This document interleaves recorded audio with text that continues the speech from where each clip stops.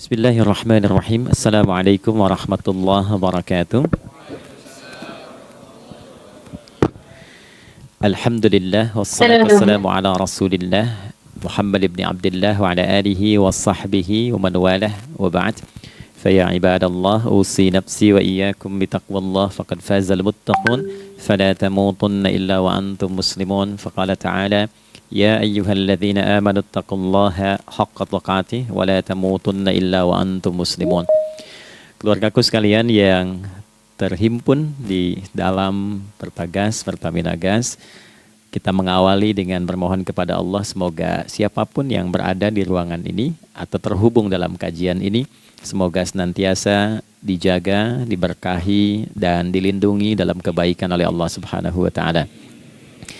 Kita doakan yang bertugas di luar kota. Tadi saya dengar info juga Pak Direktur sedang di Semarang. Semoga giatnya dimudahkan oleh Allah dan semoga diberikan keberkahan.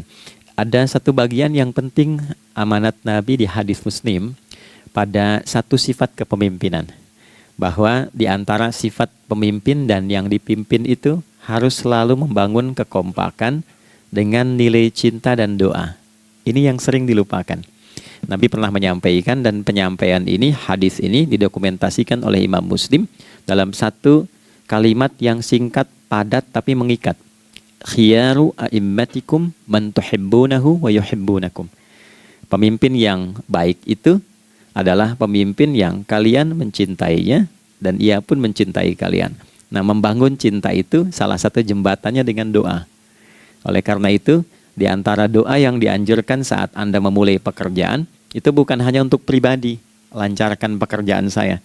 Tapi juga sehatkan pimpinan saya, pimpinan mendoakan sehatkan anggota saya, sehingga semua itu melahirkan sifat harmoni yang memberikan kenyamanan dan kebahagiaan dalam bertugas. Nah, izinkan saya mengawali dengan itu dulu, karena itu di antara sunnah yang seringkali terlupakan. Sehingga bekerja itu lebih banyak dilakukan dengan tekanan menyelesaikan tugas dibandingkan dengan rasa cinta untuk bisa memberikan nilai ibadah di dalamnya. Yang kedua, semoga sholat kita diterima oleh Allah Subhanahu wa taala. Nah, yang kedua ini tidak cukup dengan amin. Kita harus tahu dulu standar penerimaan itu seperti apa. Dan yang kedua, kenapa harus sholat?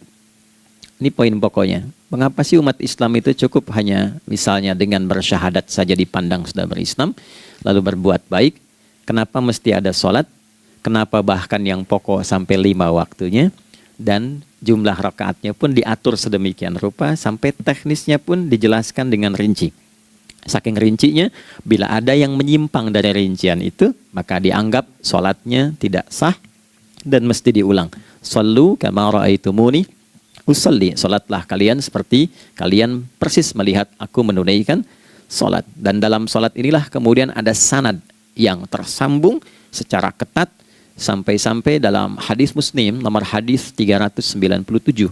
Demikian di Al-Bukhari juga diabadikan di nomor hadis 757 oleh sahabat Abu Hurairah. Sanadnya tersambung kepada Khalad bin Rafi Az-Zuraiqi, seorang yang sholat di samping Nabi tapi bermasalah sholatnya. Lalu Nabi meminta beliau untuk mengulangi sholatnya. Sampai 3 kali peristiwa itu hingga beliau berkata, Ya Rasulullah au kama qala Alimni ma uhsinu ghairah. Ya Rasulullah, tolong ajarkan kepadaku karena aku tak punya pengetahuan lebih dibandingkan dari apa yang telah aku kerjakan.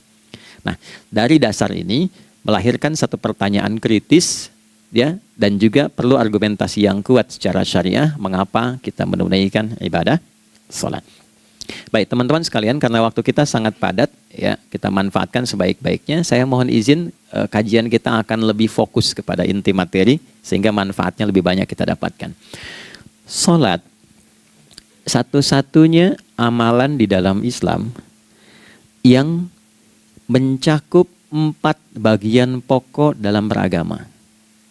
Jadi ketika seseorang menetapkan dirinya beragama dan ciri satu nilai agama itu bernilai benar, ya, dalam nanti kalau kita mau komparasikan atau kita riset, itu ciri pokoknya ada 4.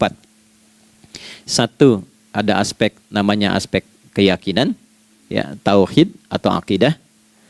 Nggak mungkin kan beragama kalau nggak yakin. Ya, karena itu pasal 29 ayat kedua itu mengandung nilai keyakinan. Negara menjamin kemerdekaan tiap-tiap penduduk untuk memeluk agamanya masing-masing dan beribadah menurut agama dan kepercayaannya itu. Ya, jadi nggak mungkin kita bisa menghasilkan nilai kepercayaan dan ibadah kalau tidak ada unsur keyakinan. Atau bahasa kitanya disebut dengan iman. Ya, iman itu nanti juga dipaku dalam setiap nilai kebangsaan di konteks Negara Kesatuan Republik Indonesia. Ini yang paling membahagiakan. Jadi mau jadi pegawai apapun itu syarat, ya, salah satu syarat yang melekatnya beriman dan bertakwa kepada Tuhan Yang Maha Esa, gitu kan?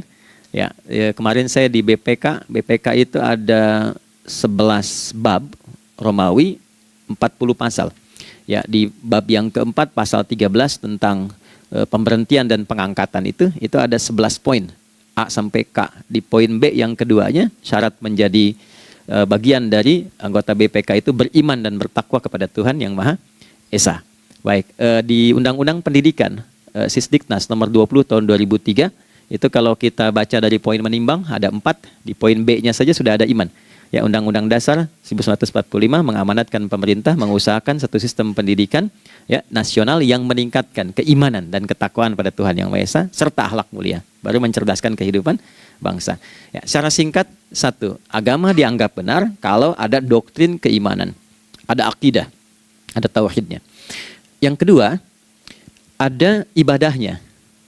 Ya, sebagai pembuktian kita beriman, buktinya apa? Ya kan? Saya beriman kepada Tuhan, kita tetapkan, misalnya Allah. Apa pembuktian keberimanan kita kepada Allah? Ya, kan pembuktiannya itu mesti diwujudkan dalam bentuk sikap. Sikap itulah yang disebut dengan ibadah. Nah, konsepsi ini ada di Quran surah ke-20 Thaha di ayat ke-14. Innani anallahu la ilaha illa ana fa'budini. Ya, sungguh aku tegaskan bahwa akulah Allah, satu-satunya Tuhan yang layak dipertuhankan dan disembah. Ketika Anda mempertuhankan aku, fa'budni, maka buktikan kebertuhananmu kepadaku dengan menyembahku. Karena itu namanya Allah punya dua arti. Satu yang dipertuhankan, kan? Ilahun wahid. Yang kedua yang disembah. Ya, jadi yang dipertuhankan dan disembah. Oke. 3. Yang ketiga harus punya unsur praktikal atau implementatif dalam interaksi kehidupan. Ya, jadi bukan cuma nyembah Tuhan, bimbingan kehidupannya apa? Implementasi dari ibadah itu. Ya, ciri umat beragama itu kan bukan hanya sekedar saya yakin, beriman, saya ibadah. Terus bukti ibadah itu dibawa dalam berinteraksi hariannya seperti apa wujudnya. Ya, makanya ketika dulu orang itu jujur, orang itu bangga dengan kejujurannya bukan sebagai orang jujur, tapi sebagai muslim. Jadi ketika ditanya, kenapa Anda jujur? Karena saya muslim. Ketika ada seorang penggembala di Sahara yang sangat gersang, diuji oleh Umar bin Khattab, ingin diambil kambingnya, kan kisahnya viral kan? Baik ya? Oh, tapi ini bukan punya saya. Bilang aja pada tuan Anda, kalau kambingnya hilang satu dimakan serigala. Lantas di mana Allah? Jawaban itu yang menggetarkan kepada jiwa. Jadi kebenaran yang diungkap dengan sikap kejujuran itu implementasi nilai beragama. Nah, jadi praktek ibadah ada di muamalah. Oke, satu akidah. Akidah dibuktikan lewat ibadah, ibadah diimplementasikan dalam muamalah. Itulah sebabnya nanti seluruh bagian tubuh kita ketika digunakan untuk bersifat dan bersikap, itu ada tuntunan iman di dalamnya. Oke? Misal, saya tanya begini ya, ini mukaddimah ya, kita belum mulai nih. Saya tanya gini, apa fungsi mata? Tuh kan, sudah keliru kan? Nah, kalau hanya melihat, hewan juga melihat. Ya, coba kambing melihat, kan? Elang melihat. Lalu apa bedanya fungsi mata kita dengan mata hewan?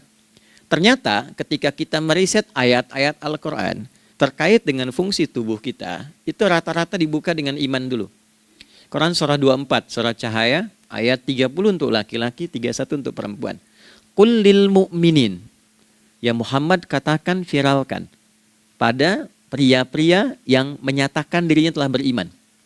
Yaghuddu min absarihim, gunakan pandangannya itu yang dibimbing oleh imannya untuk melihat yang baik saja menurut standar imannya. Jadi kalau menurut imannya tak baik, gak boleh dilihat. Karena itu ketika Anda sudah mengatakan asyhadu an la ilaha illallah, asyhadu anna Muhammad Rasulullah, kalimat itu dari lisan turun ke hati, Itu jadi cahaya ke bagian tubuh kita. Makanya ketika Anda melihat, itu ada cara pandang tertentu yang dibimbing iman. Standarnya beda dengan tanpa iman. Kalau nggak ada iman, semua mungkin terlihat. Tapi ketika ada iman, hati kecil Anda akan bicara, ini nggak baik. Palingkan. Nah, memalingkan dari yang tak baik menurut iman, itu namanya ghaddul basar. Oke? Perempuan juga begitu, setara. Wa kullil mu'minati yaghdudna min absarihinna. Dan katakan pada setiap perempuan yang menyatakan dia beriman, maka gunakan pandangan itu dengan bimbingan imannya. Ketika tak baik menurut imannya, palingkan. Ya, Anda lihat kajian di YouTube, terus ada iklan kan? Terus menurut standar iman nggak bagus, itu otomatis akan nggak suka itu. Ya, pasti dipalingkan. Ya. Anda kalau naik pesawat tuh ya, tugas keluar tuh, pertagas tugas keluar. Kalau pramugari lagi demo tuh yang dilihat pramugarinya apa demonya tuh. Nah, iman itu akan bekerja di situ tuh. Ya, palingkan tuh. Nah, sama dari mata turun ke, jangan langsung ke hati aja, ke lisan dulu kan. Ya, ke mulut kan. Itu mulut tuh ketika digunakan fungsinya, imannya disebut dulu. Ya, Quran surah 49 ayat 11 misalnya, ya. Ya ayyuhalladzina amanu, imannya dulu. La yaskhar qaumin qaum. Ayat 12-nya la yaghtab ba'dukum ba'dha. Hai orang-orang yang telah menyatakan beriman. Kalau pakai alladzina disebutkan 1080 kali dalam Al-Qur'an, itu kalimatnya diksinya singkat, padat, mencakup semua tanpa sekat. Oke, jadi kalau laki-laki, perempuan, tua, muda, besar, kecil, beda strata, duniawi, itu semua tercakup di dalamnya. Hei semua yang telah menyatakan beriman, gunakan imanmu untuk membimbing lisanmu bertutur. Kalau masih merasa punya iman, jangan gunakan lisan untuk mencela, merendahkan orang. Untuk bergibah, membuat hoax. Didetilkan oleh Nabi, kalimatnya jelas. Man kana yu'minu billahi wal yaumil akhir, falyakul khaira aw liyasmut. Siapapun. Nah, dari alladzina ketika dirinci pakai man. Ya, man itu bentuk tunggal, ya, personal, tapi maknanya general. Jadi kalau Anda, saya, kita baca ayat atau hadis ada man, posisikan Nabi sedang bicara ke kita. Ya, hei Adi Hidayat, posisikan Nabi bilang gitu tuh. Kalau engkau merasa beriman sama Allah dan yakin dihisab di hari kiamat, jaga lisanmu. Katakan yang baik dengan bimbingan imanmu, tak mampu engkau diam. Jadi cukuplah suami istri itu menggunakan satu hadis ini, pasti sakinah itu muncul dalam kehidupan rumah tangganya. Ya, itulah sebabnya kenapa sakinah didahulukan dibanding mawaddah. Hati-hati ya, Mbak, walaupun namanya sakinah nggak ada ini nggak akan datang tuh ketenangan tuh. Ya, ada yang tahu nggak rahasianya? Kenapa sakinah duluan dibanding mawaddah? Ya, 5 juta. Ya, waktu habis karena padat sekali. Maddah jamaknya mawaddah, rasa kasih yang tumbuh dari pemberian materi. Jadi kalau rumah tangga itu ingin cenderung pada kebahagiaan, boleh berbagi dengan materi. Ya, istri cemberut, Anda datang dengan senyuman, sayang, kenapa? Ya, ini emas 2 kilo, nah itu pasti sehat lagi tuh. Ya, itu mawaddah. Tapi maaf, walaupun Anda mapan bekerja, harta cukup melimpah, ruah, tapi tidak ada ketenangan di rumah tangga, tidak ada sakinah, maka hampa kehidupan rumah tangga itu. Itulah sebabnya kenapa di Quran sakinah lebih dulu dibandingkan dengan mawaddah. Saya tanya ibu deh, ibu pilih mana? Kaya tapi gelisah atau miskin tapi tenang? Oke. Saya paham itu. Saya paham. Suami juga sepakat semuanya. Ya, artinya apa? Kita nggak bisa menghilangkan unsur ketenangan. Oke, itu hanya pembuktian argumentatif ya, supaya kajiannya lebih kepada argumen. Jadi ada akidah terkorelasi dengan ibadah, implementasinya di aspek muamalah. Nah, nanti cara bermuamalahnya diatur lewat akhlak namanya. Bagaimana bermuamalah yang baik? Kan Anda, maaf ya, berekspresi kepada pimpinan dengan kawan kan berbeda. Oke, kepada orang tua dengan anak kan lain. Nah, yang mengatur interaksi kita sehingga terjalin harmoni yang baik, itulah yang disebut dengan akhlak.